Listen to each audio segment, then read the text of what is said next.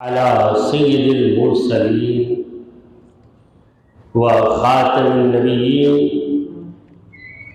سيدنا وشفيعنا وحبيبنا ومولانا محمد الرسول الأمين وعلى آله وصحبه أجمعين. أما بعد، فأعوذ بالله من الشيطان الرجيم. بسم اللہ الرحمن الرحیم.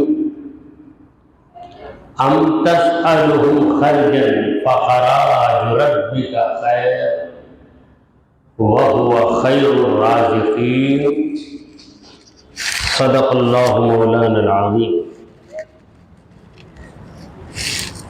حاضرین محفل اور معزز خواتین، السلام علیکم ورحمۃ اللہ وبرکاتہ.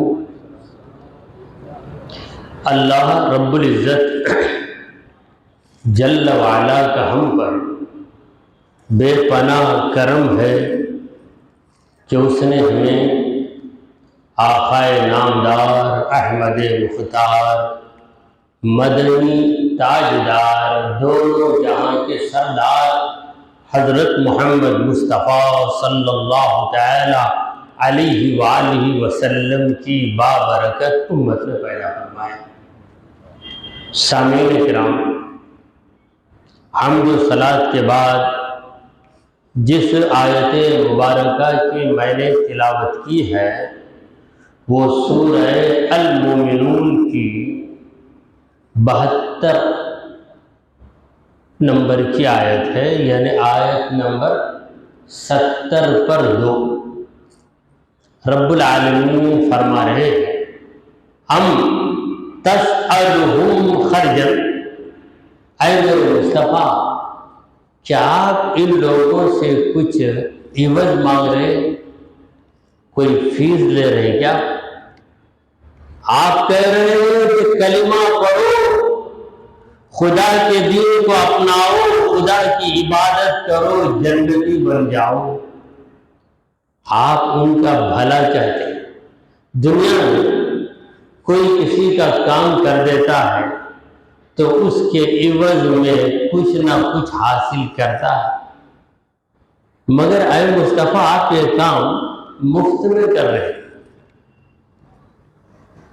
آپ کہہ رہے ہیں کہ لوگوں برائیوں کو چھوڑو، شرک کو چھوڑو، سچے خدا کی عبادت کرو.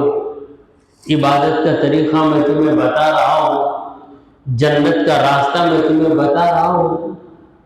آپ اس قدر لوگوں کو بھلائی کی دعوت دے رہے ہیں اور اس پر آپ کچھ معاوضہ بھی نہیں مانگ رہے، پھر ان لوگوں کو کیا پریشانی؟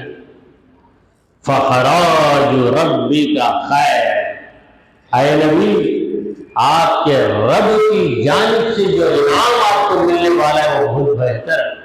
یہ لوگ کیا دیں گے اور یہ لوگ دیں گے، یہ لوگ کچھ دے دیں گے، اس امید پر تو آپ کچھ نہیں کر رہے ہیں.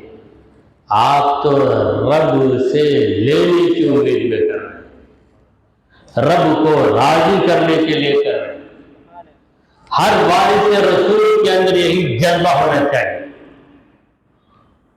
کہ میں دین کی بات بتاؤں گا، قرآن کی بات بتاؤں گا، عوض کی امید نہ رکھوں گا، میرے رب سے ہی مجھے ملے گا جو ملے گا. لوگ اپنی خوشی سے کچھ دے دیتے ہیں تو اس کا نام عوض نہیں ہے، اس کا نام ہدیہ. عوض یہ اپنی مزدوری کا حق ہے. مزدوری کا حق ہے. یہ مزدوری تم لوگوں کے مزدور نہیں، نہ نبی لوگوں کے مزدور ہیں، نہ نبی کے وارثین لوگوں کے مزدور ہیں. بس نبی کریم صلی اللہ علیہ وسلم اور آپ کے وارثین جو ہے وہ علماء کرام، ان لوگوں کا کام ہے لوگوں کو دین کی بات بتاتے جانا اور لوگ کچھ دے دیتے ہیں ہدیہ، تو پھر اسے قبول کر لینا بھی ہمارے نبی کی سنت ہے۔ ہدیہ قبول کرنا نبی کی سنت ہے۔ اگر کوئی عوض مان کر دے رہا ہے تو ایک عالم کے لیے ضروری ہے کہ اسے واپس کر دے، عوض مجھے نہیں چاہیے، عوض مجھے نہیں چاہیے۔ تو وَهُوَ خَيْرُ الرَّازِقِينَ، وہ تو بہترین رزق دینے والا ہے۔ اے نبی، وہ اپنے دشمن کو بھی رزق دیتا ہے۔ اے پیارے نبی، آپ کو کیا وہ رزق نہیں دے گا؟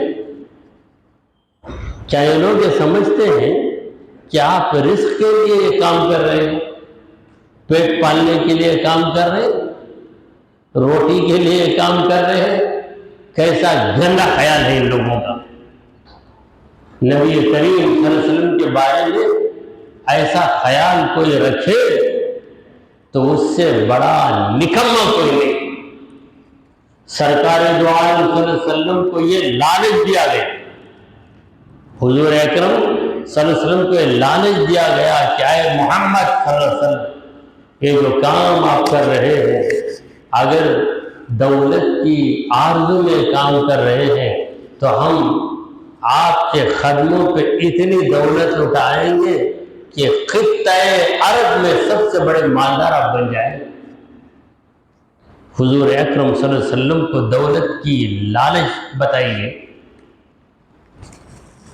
بعض کافروں نے کہا کہ اے محمد صلی اللہ علیہ وسلم، اگر حکومت کی آرزو ہے تو ہمارے حاکم بن جاؤ، آپ بہت اچھے آدمی ہیں، آپ کی حکومت میں زندگی گزارنا ہمارے لیے بڑی مسرت کی بات ہے، بڑی خوشی کی بات ہے۔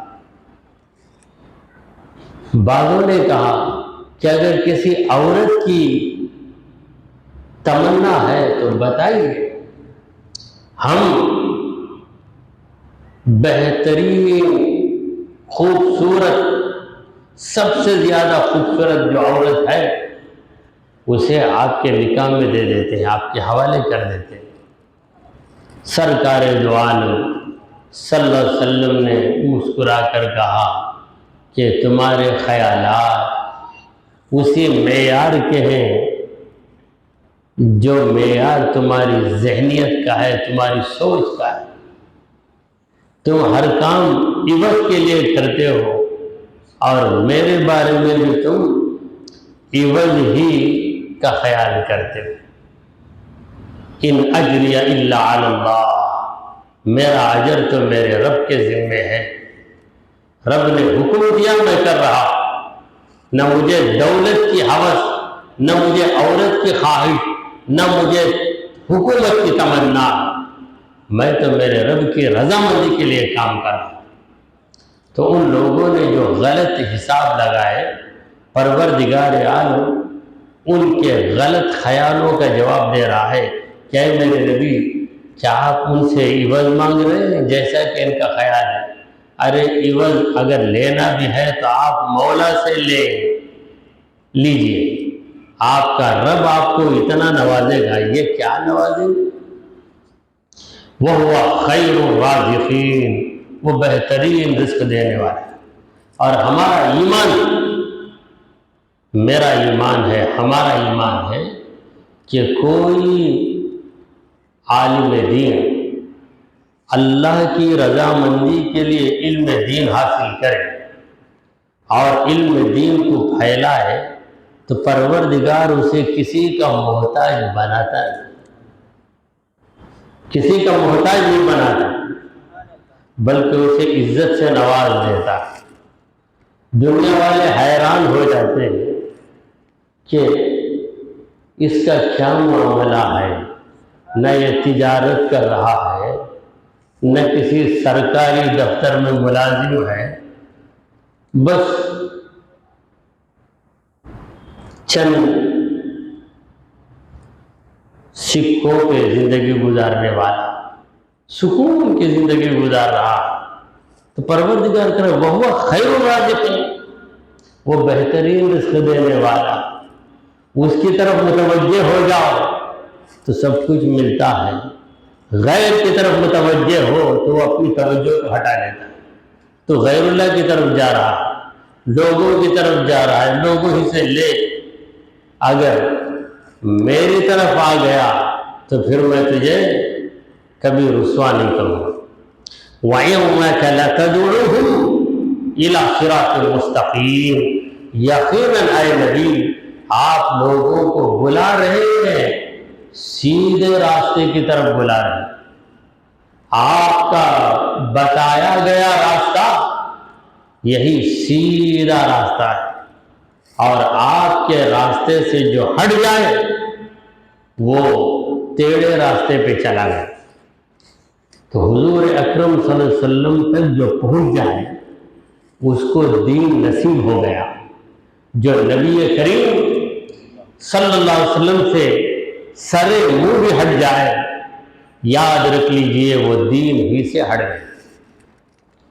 جبھی تو علامہ اقبال کہتے ہیں بمصطفیٰ بی رساں خویش را کے دین ہم اوست، خود کو مصطفیٰ تک پہنچا دے،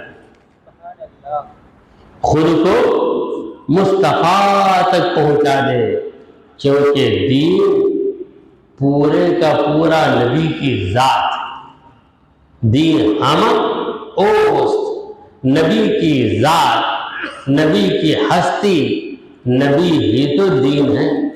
اگر بَعُونَ رسیلی، اگر تو نبی تک نہیں پہنچا، تمام ابو لہبیس، تیرا طریقہ ابو لہب کا طریقہ ہے، تو پورے کا پورا ابو لہب ہے۔ پروردگار عالم نے کہا کہ یہ صراط مستقیم، صراط مستقیم، سیدھا راستہ کہاں ہے؟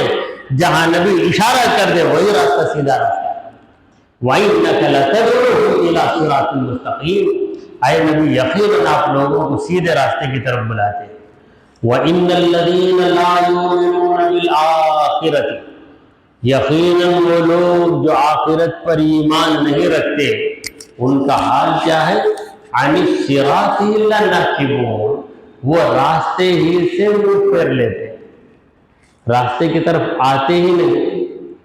آخرت پر ایمان رہے گا تو وہ راستہ تلاش کریں گے جو آخرت میں انہیں کام آئے گا، تو آخرت میں کام آنے والا راستہ وہی راستہ ہے جس راستے کی طرف محمد رسول اللہ صلی اللہ تعالی علیہ وآلہ وسلم تمہیں بلا رہے۔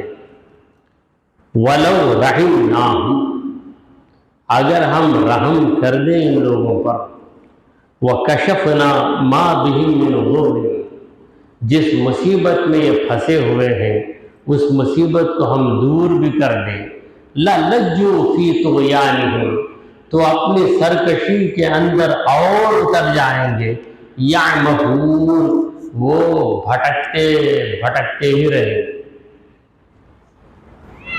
یعنی جو لوگ نافرمانی کرتے ہیں پروردگار عالم انہیں دنیا ہی میں مصیبتوں میں گرفتار کر دیتا ہے۔ آخرت کا عذاب تو ہے، دنیا میں بھی پریشانیاں رہتی ہیں۔ اگر ان کی پریشانیاں ہٹ جائیں تو کیا وہ راہ راست پر آئیں گے؟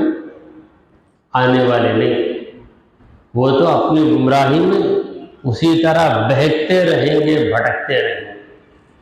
وَلَقَدْ أَخَذْنَاهُمْ بِالْعَذَابِ، ہم نے ان لوگوں کو پکڑ لیا عذاب دیتے۔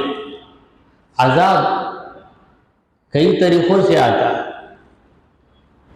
مال میں نقصان، جسمانی حالت میں نقصان، کوئی نہ کوئی پریشانی، ہم انہیں عذاب دے کر پکڑتے ہیں۔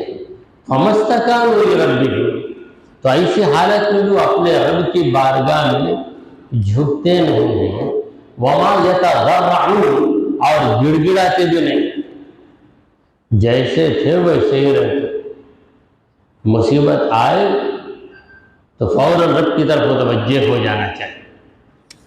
ہم مسلمان ہیں، رب کا کرم ہے کہ ہم مسلمان، ہم کفر نہیں کرتے، شرک بھی نہیں کرتے رب کی مہربانی سے، مگر دوسری نافرمانی ہم سے ہو جاتی، غفلتیں ہم سے ہو جاتی ہیں، فرائض کی ادائیگی میں کوتاہی ہو جاتی ہے، کسی نہ کسی کا حق ہم چھین لیتے ہیں اور کسی نہ کسی کے دل کو ہم توڑ دیتے ہیں۔ تو ایسی صورت میں کبھی مصیبت آتی ہے تو فوراً یہ احساس ہونا چاہیے کہ میری کسی نہ کسی غلطی کی وجہ سے مصیبت آئی، مگر لوگوں کا حال عجیب، میں کیا غلطی کرا رہوں گا بول کے آئے سے پریشان، میں تو غلطی کرتا ہی نہیں نا، گویا غلطی کے بغیر اللہ نے تو تکلیف دے دیا، اپنی غلطی ماننے کے لیے تیار ہی نہیں۔ تو جو خدا کے نیک بندے ہوتے ہیں ان کی توجہ سب سے پہلے اپنی غلطی کی طرف جاتی ہے، وہ سوچتے ہیں کہ ضرور مجھ سے غلطی ہوئی ہے، مجھ سے کوئی گناہ ہوا ہے، مجھ سے غفلت ہوئی ہے جس کی وجہ سے میرا رب مجھے اس پریشانی میں مبتلا کیا۔ فوراً رب کی طرف متوجہ ہوتے ہیں، توبہ کرتے ہیں کہ میرے پروردگار ضرور مجھ سے غلطی ہوئی ہے، مگر میں اتنا نادان ہوں کہ میری غلطی کو بھی میں نہیں جانتا، میری بھی غلطی کو میں نہیں جانتا۔ ہم دنیا میں دیکھتے ہیں کہ ہماری خمیس میں دھبا لگا ہوا ہوتا ہے، ہمیں پتہ ہی نہیں، کوئی دیکھ کے بتاتا ہے کہ دھبا لگا ہوا ہے، تب بھی ہم کو نظر نہیں آتا، کبھی ہم اس کی بات کا انکار کر دیتے ہیں، پھر جب خمیس نکالتے ہیں تب پتہ چلتا ہے کہ واقعی یہ دھبا ہے۔ اسی طرح کئی دھبے ہم سے مس ہو جاتے ہیں، ہم کو لگ جاتے ہیں، مگر ہمیں اس کا احساس نہیں ہوتا۔ مصیبت آتی ہے، پریشانی آتی ہے، احساس دلانے کے لیے کہ اے بندے تو غفلت کا شکار ہو گیا، تو کسی نہ کسی غلط کام کے اندر اتر گیا ہے، تجھ سے گناہ ہو گیا ہے، نافرمانی ہو گئی، تو فوراً سنبھل جانا چاہیے۔ مگر جن لوگوں کو یہ احساس نہیں ہے وہ سنبھلتے نہیں، نہ رب کی بارگاہ میں جھکتے ہیں اور نہ ہی گڑ گڑا کر دعا مانگتے ہیں۔ حتی اذا فتحنا علیہم بابا ذا عذاب شدید، یہاں تک کہ جب ہم کھول دیتے ہیں ان پر ایسا دروازہ جو زبردست عذاب والا ہوتا ہے، زبردست عذاب والا دروازہ کھول جاتا ہے، اذا ہم فیہ مبلسون، تب تو وہ ایسی حالت میں نا امید ہو جاتے ہیں۔ نا امید تو ضرور ہوتے ہیں، رب کی بارگاہ میں امید لے کر نہیں جاتے، یہ ایسے بدنصیب اللہ کی رحمت سے نا امید ہو جاتے، یہ بہت بڑی بدنصیبی، کیونکہ اللہ فرما رہا ہے میں غفور ہوں، میں رحیم ہوں، معاف کرنے والا ہوں، رحم کرنے والا ہوں۔ تو بندے کو کیا کرنا چاہیے؟ رب سے نا امید نہیں ہونا چاہیے، پوری امید لے کر رب کی بارگاہ میں آئے، مگر توبہ کے لیے یہ بھی شرط ہے کہ آئندہ گناہ نہ کرنے کا پکا ارادہ کر لے۔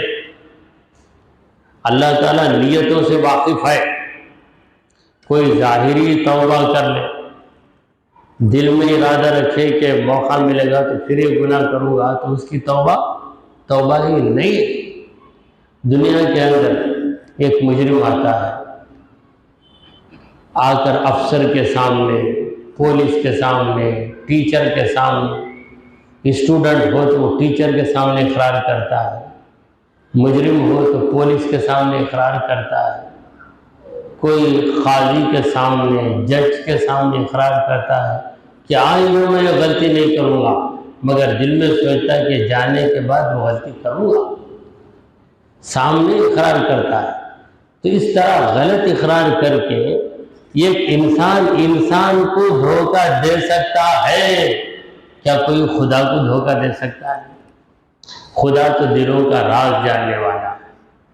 تو اللہ تبارک و تعالیٰ نے کافروں کی خصلت بتائی کہ یہ کافر جن کو آخرت پر یقین نہیں ہے، کتنی بھی مصیبتیں آ جائیں یہ سنبھلتے نہیں اور سمجھتے نہیں، یہاں تک کہ جب عذاب آ جاتا ہے تب یہ اللہ سے نا امید ہو جاتے ہیں۔ یہاں پر سورہ المومنون کا 4تھا رکوع ختم ہو گیا ہے، اب 5واں رکوع شروع ہوا ہے، 5واں رکوع شروع ہو رہا ہے۔ وَهُوَ الَّذِي أَنشَأَكُم، وہی ہے جس نے تمہیں پیدا کیا۔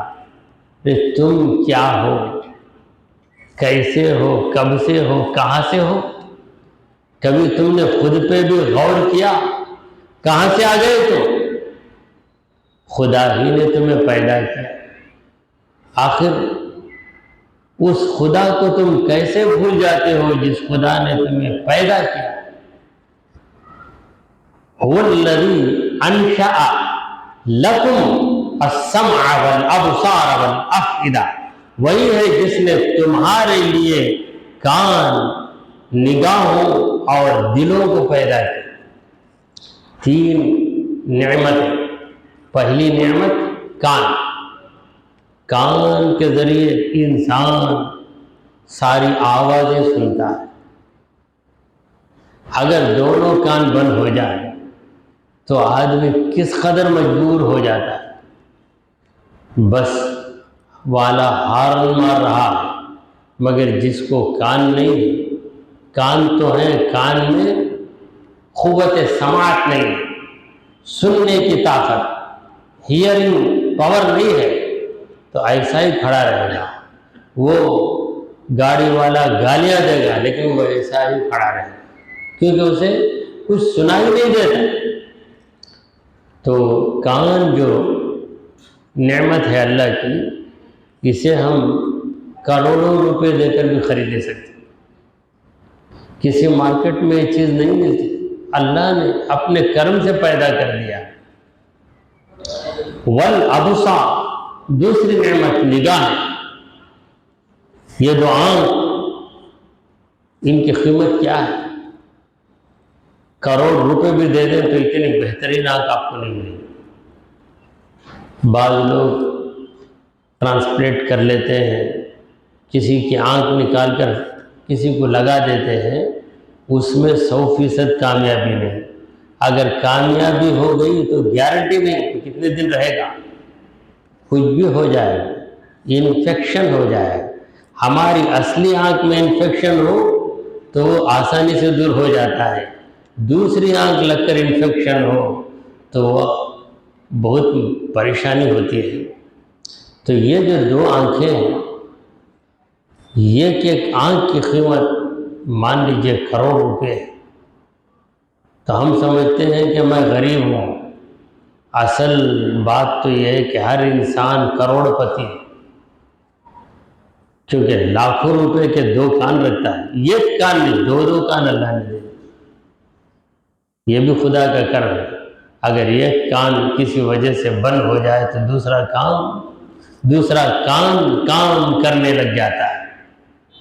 2 کان، 2 آنکھیں، کیوں 2 کی کیا ضرورت تھی؟ 2 کی ضرورت کئی وجہ سے۔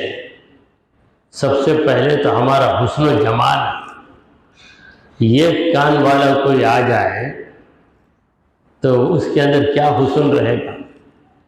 ایک آنکھ لگا دی گئی پیشانی پر، آپ دیکھیں گے ضرور، مگر آپ کی صورت کے اندر وہ رونق نہیں رہے گی۔ آپ کی حالت تو یہ ہے کہ ڈاکٹر کی طرح بن جائے، وہ بیچ میں رکھتا ہے، لائٹ کے ذریعے دیکھتا ہے پیشانی کو، گویا اس کی آنکھ ہے، ایسی حالت ہو جائے۔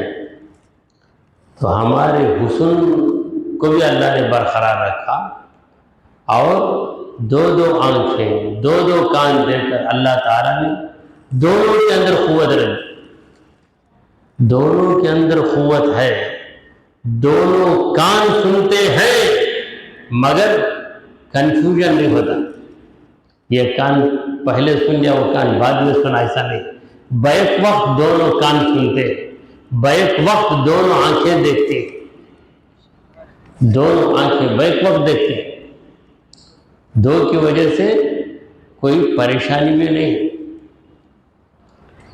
والافئدہ، دل بھی اسی نے پیدا کیا، یہ دل، اگر دل خراب ہو جائے کسی کا تو کتنی پریشانی ہو جاتی، اگر دل کے اندر احساس کا مادہ نہ ہو تو انسان محسوس نہیں کرے گا کہ اس کا چاہنے والا کون ہے، اس کا دشمن کون ہے۔ یہ تین نعمتوں کا اللہ نے ذکر کیا، کان، آنکھ اور دل، پھر فرمایا قلیلا ما تشکرون، تم شکر جو کرتے ہو بہت کم کرتے ہو۔ اگر کوئی کہے کہ نہ میں زیادہ شکر کروں گا، کہاں کر سکے، زیادہ شکر کرنا تو بہت دور کی بات ہے، شکر برابر طریقے سے بھی تم نہیں کر سکتے، تم کتنا بھی شکر کرو کیا نعمت کا حق ادا ہوگا؟ تو تمہارا شکر کرنا، زندگی بھر شکر کرو تو تمہارا شکر کم، اور خدا کی نعمت اس سے بھاری ہے، قلیلا ما تشکرون۔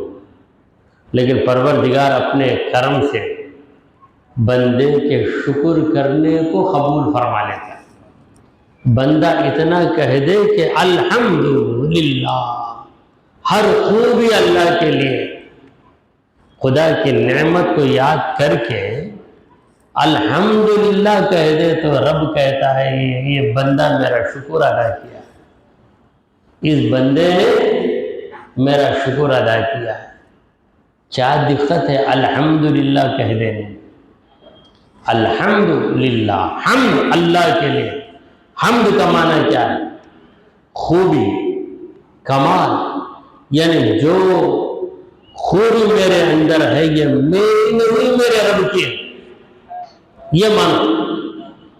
آنکھ میں دیکھنے کی طاقت ہے، یہ طاقت ہماری نہیں، رب کی عطا کردہ، اور اس کے کنٹرول میں جب چاہے لے سکتا، جب چاہے۔ 9:02 پر دیکھ رہے تھے، 9:03 میں دیکھنے کے قابل نہیں، ایسی بھی ہو جاتی کسی کی حالت، کانوں کا بھی وہی حال، دل کا بھی وہی حال۔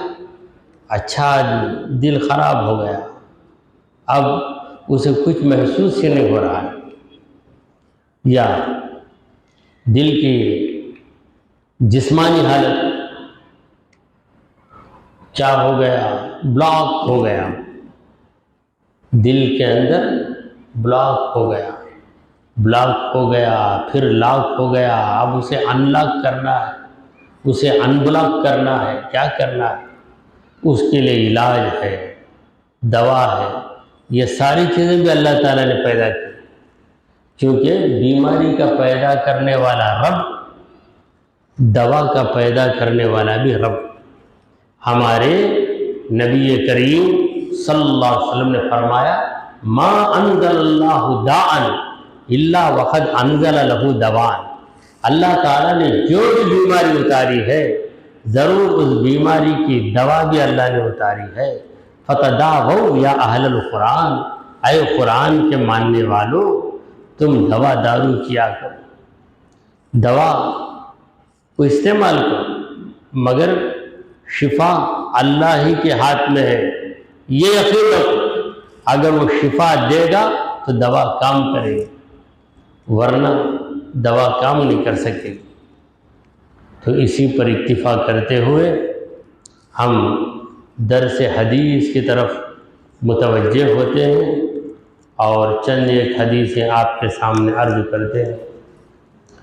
ہمارے پیارے آقا مدنی داتا حضرت محمد مصطفیٰ صلی اللہ تعالی علیہ وآلہ وسلم نے ارشاد فرمایا، من رفع حجرا من الطریق کتبت لہ حسنہ، جو راستے سے کسی پتھر کو ہٹا دے اس کے لیے ایک نیکی لکھ دی جاتی ہے۔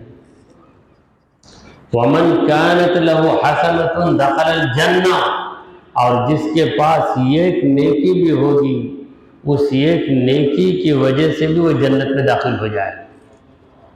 پروردگار عالم کا کرم ہو جائے تو یہ ایک نیکی بھی کام آ جاتی۔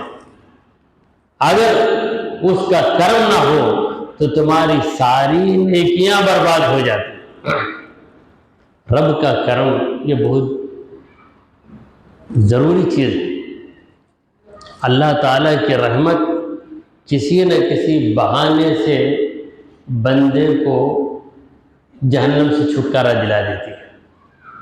رحمت حق بہا نمی جویت، رحمت حق بہا نمی طلبت۔ اللہ کی رحمت بہانہ تلاش کرتی ہے، اللہ کی رحمت کوئی قیمت نہیں مانگتی کہ اتنی قیمت دو تو تمہاری مغفرت ہوگی، کسی نہ کسی بہانے سے مغفرت ہو جائے گی۔ تو یہ راستے میں کوئی پتھر نظر آئے، اس پتھر کو اٹھا کر کنارے کر دیا، اس مقصد سے کہ اس راستے پر چلنے والے کے پیر میں چوٹ نہ لگے۔ اسی کا نام ہے سوشل سروس، سوشل سروس جسے ہم کہتے ہیں خدمت خلق۔ خدمت خلق، مخلوق کی خدمت، اور خدمت جو ہوتی ہے وہ عوض کے بغیر ہوتی، بغیر کسی عوض کے، بس لوگوں کو فائدہ پہنچائے۔ ہمارے نبی کریم صلی اللہ علیہ وسلم نے فرمایا، خیر الناس من ینفع الناس، بہترین آدمی وہ ہے جو آدمیوں کو نفع دیتا ہے بغیر کسی غرض کے۔ انسان کی خدمت کرنا، انسان کی مدد کرنا۔ جب انسان کی خدمت اور مدد کرو گے تو انسان سے کوئی امید مت رکھو۔ اگر انسان سے امید رکھتے ہو تو یہ دھوکہ۔ امید کس سے رکھو؟ رب سے رکھو، رب سے رکھو۔ ایک شخص اپنے بچے کو لے آیا ڈاکٹر کے پاس علاج کے لیے، بچے کو 2 سالہ بچے کو لے آیا۔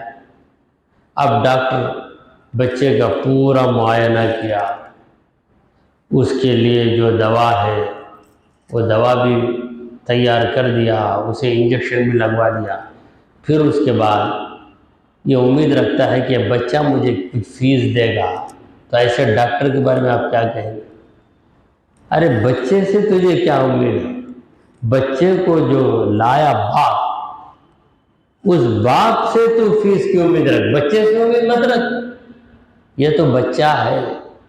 اسی طرح اللہ والوں کی نظر میں سارے انسان بچے، کسی سے امید نہیں رکھتے ہو۔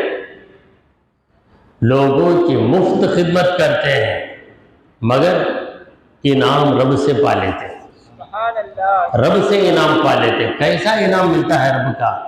غائبانہ طور پہ مل جاتا ہے۔ میں اتنا کام کرا اس کا، اتنی محنت کرا، مجھے کیا ملا؟ یہ بے ایمانی کی بات ہے۔ وہ تجھے نہیں دیا، تجھے کیا ملا؟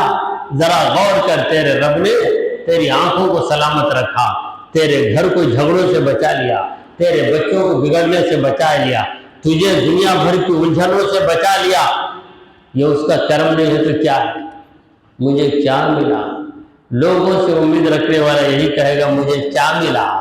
رب سے امید رکھنے والا کہے گا کہ مجھے رب سے ملتا ہی ہے۔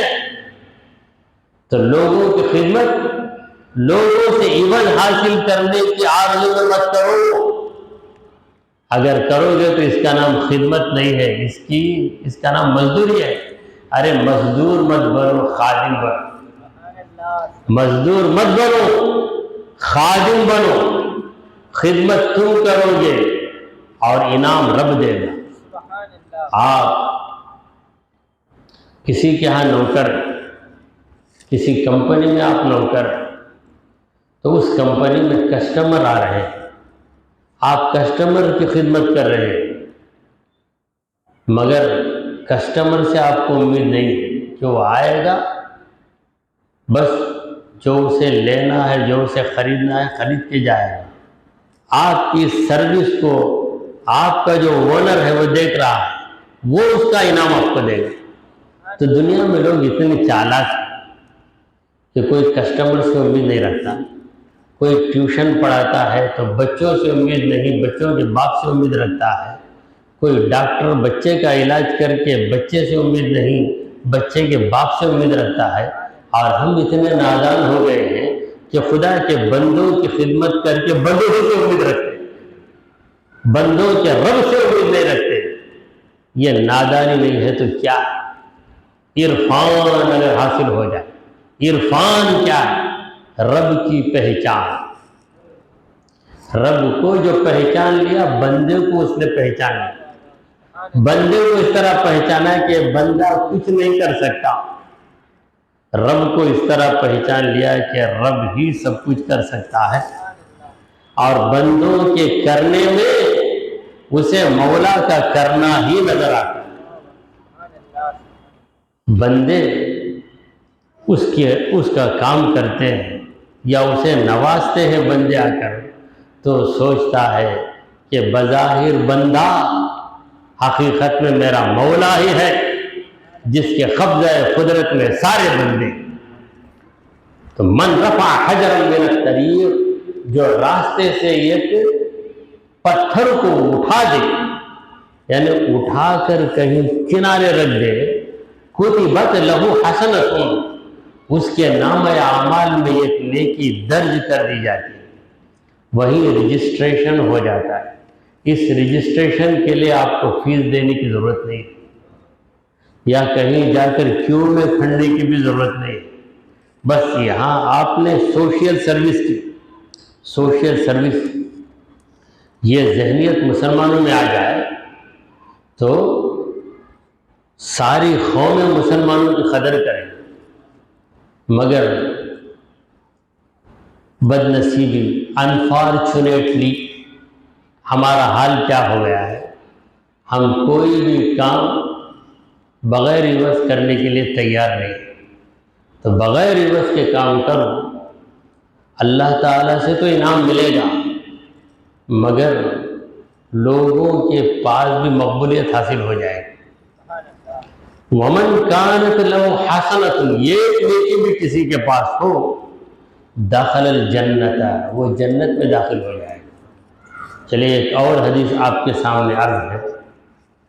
ہمارے پیارے نبی محمد عربی صلی اللہ تعالی علیہ وآلہ وسلم نے ارشاد فرمایا، ان الرجل لیؤتی کتابہ منشورا، بے شک ہر آدمی کو اس کی کتاب منشوراً، پھیلائی ہوئی دی جائے گی، یعنی کتاب کھل کر ہاتھ میں آ جائے گی ہر بندے کے سامنے۔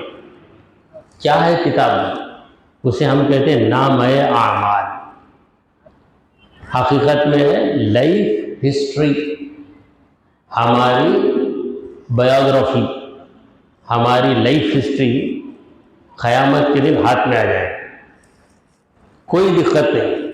دیکھیے آج کل اسکولوں کے اندر ایک دن رکھتے ہیں بچوں کے لیے، اس دن کا نام کیا ہے؟ Open day. دوسرے دن کلوز ڈے ہے کیا پتہ؟ وہ ایک دن اوپن ڈے رکھتے ہیں، اوپن ڈے، اس میں بچوں کے نام اعمال ماں باپ کے سامنے پیش کیے جاتے ہیں۔ دیکھو تمہارا بچہ اتنے دن غیر حاضر رہا، اس سبجیکٹ میں اتنے کم نمبر لیا، یہ بولتے۔ دوسری طرف ماں باپ اگر پوچھیں تم نے پڑھایا، میرا بچہ اتنا کمزور ہے، تو تم نے کیا پڑھایا؟ میرا بچہ اتنے دن نہیں آیا تو تم نے اس کے بارے میں کیا تدبیر کی؟ کیوں ہم کو اطلاع تم نے نہیں دی؟ یا اس کے بارے میں تم نے کیا کوشش کی؟ ماں باپ بھی پوچھ سکتے ہیں۔ تو بہرحال یہ تو واقعی بلا کر ماں باپ کو سمجھاتے ہیں۔ بعض جگہ اس اوپن ڈے کو لوگوں نے ایک راستہ بنا لیا ہے کمائی کا، تو اتنا کمزور ٹیوشن پڑھائے تو برابر ہو جائے گا بچہ، ٹیوشن پڑھائے تو برابر ہو جائے گا۔ اب ٹیوشن کو کیا کرنا، ایک سبجیکٹ کو اتنی فیس دینا، دے دیں گے تو آپ کا بچہ برابر ہو جائے گا۔ تو کرنا ہی پڑتا ہے، بچہ کمزور ہے، اسکول میں جو ہم پڑھاتے ہیں وہ کافی نہیں ہے، اس کے علاوہ اسے کیا دینا ہے، اسے ڈبل ڈوز دینا ہے۔ ڈبل ڈوز دینے کے لیے یہاں ختم ہوتی پھر اس کو ٹیوشن بھی پڑھانا، تو اوپن ڈے نام رکھا ہے۔ یہاں حضور فرماتے ہیں کہ open book will be given to every human, ہر آدمی کے سامنے کھلی ہوئی کتاب اسے دے دی جائے گی۔ فَيَقُولُ، آدمی وہ کتاب پڑھے گا، پڑھ کر کہے گا یا ربی، اے میرے رب، فَإِنَّ حَسَنَاتٌ كَذَا وَكَذَا عَمِلْتُهَا لَيْسَتْ فِي صَحِيفَتِي، اے اللہ، اے میرے رب، یہ کہاں ہے وہ نیکیاں، یہ نیکی وہ نیکی میں کیا تھا مگر میرے نام اعمال میں وہ نیکیاں نہیں ہوئی۔ جیسے اماؤنٹ ڈپازٹ کرنے کے بعد بینک کی جو کتاب آتی ہے نا، وہ کتاب دیکھ کر پاس بک دیکھ کر بتا میں ڈپازٹ کیا، اس میں ابھی انٹری نہیں ہوا نا، بولے یہ نیکی کیا، اس میں انٹری نہیں ہوئی، میں نے نیکی کہاں گئی یہ نیکیاں، میں کیا تھا، عامل تو ہاں میں عمل کیا، لیست فی صحیفتی، میرے صحیفہ کے اندر، میرے نامہ اعمال میں وہ نیکیاں نہیں ہیں، کیسے غائب ہو گئی؟ فیقول، اللہ تعالیٰ کہے گا محیت، وہ مٹا دی گئی، وہ نیکیاں لکھی گئی مگر بعد میں مٹا دی گئی۔ کیوں مٹا دی گئی؟ بِإِغْتِيَابِكَ النَّاسَ، تو نے لوگوں کی غیبت کی اس وجہ سے ایسا ہوا، یعنی لوگوں کی غیبت کا اثر ہوا۔ جس طرح ہم کوئی ڈاکومنٹ لکھ دیں، کہاں لکھیں گے؟ انک میں لکھیں گے، کبھی کبھی 2-4 حرف مٹ جاتے ہیں اس میں، کیا ہے؟ پانی گر گیا، اس وجہ سے مٹ گئے۔ اب یہاں رب کہتا ہے یہ جو تحریر تھی اس میں نیکیاں لکھی ہوئی تھیں، تیری غیبت کا پانی ٹپک گیا، اس میں ٹپکنے کی وجہ سے کیا ہو گیا؟ وہ نیکیاں مٹ گئی۔ لہٰذا خود کو غیبت سے بہت محفوظ رکھنا چاہیے، یہ ایسی چیز ہے آؤٹ آف کنٹرول سے باہر۔